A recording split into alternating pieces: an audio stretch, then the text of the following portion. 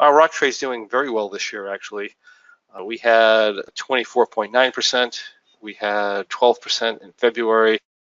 March could have gone a little bit either way. We just have a note here that I closed this subjectively near profit target by membership vote. This is the one we voted on. Again, this is where your risk reward decisions come into play, where you can do a lot better or a lot worse depending on what you do.